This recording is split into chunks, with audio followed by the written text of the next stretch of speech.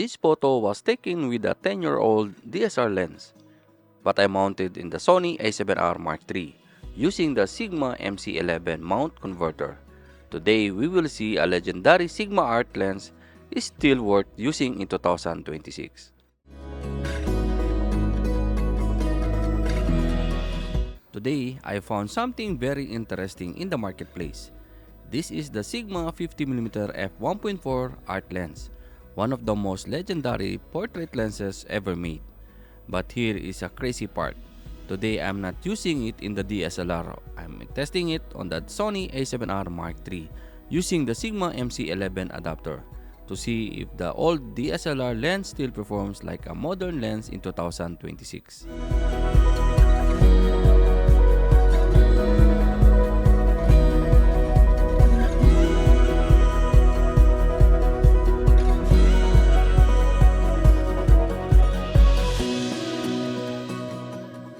But before we start the test, if you're into honest camera reviews and real-world gear tests, make sure to subscribe because I upload new photography and filmmaking content every week.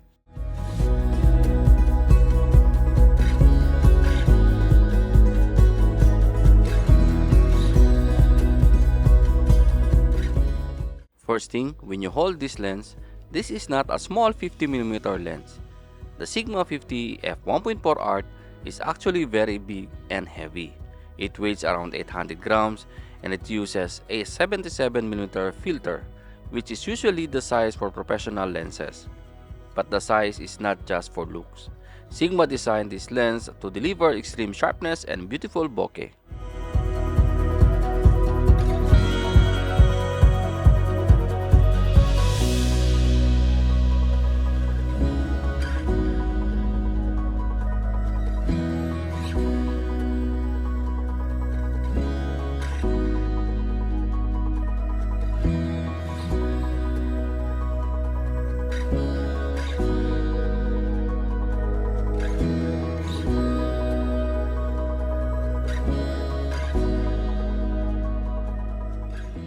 When this lens was released, photographers were shocked by the image quality. Many people even said it was sharper than expensive 50mm lenses from the brands. That's why the Sigma Art series became famous among portrait photographers.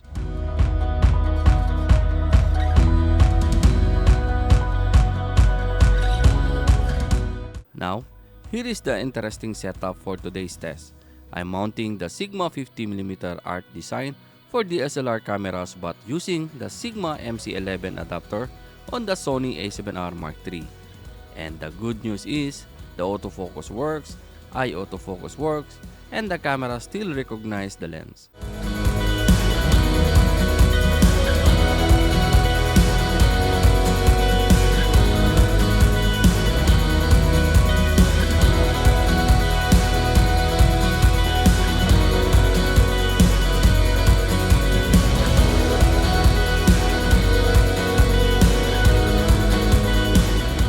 Let's talk about the image quality.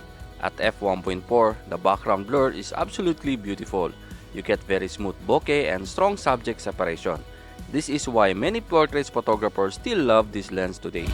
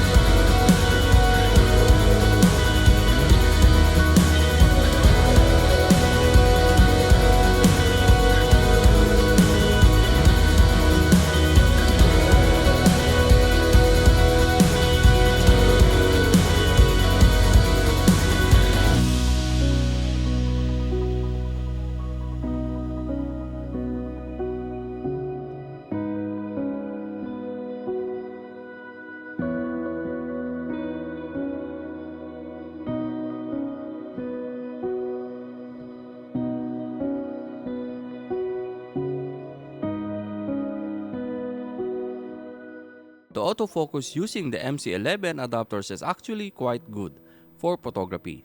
It's not just fast as native Sony lens, but it's still very usable. For portrait photography and street photography, it performs very well.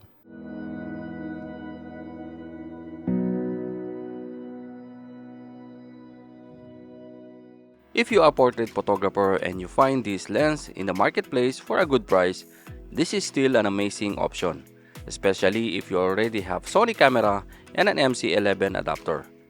You can get a professional image quality for a very affordable price.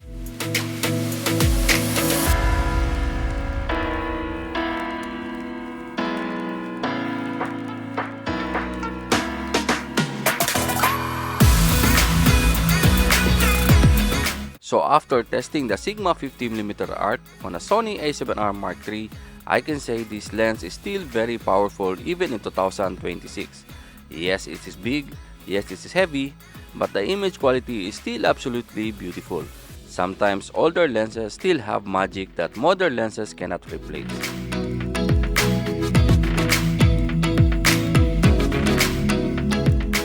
Thank you so much for watching. If you enjoyed this real world test, don't forget to like, subscribe, and I'll see you in the next video.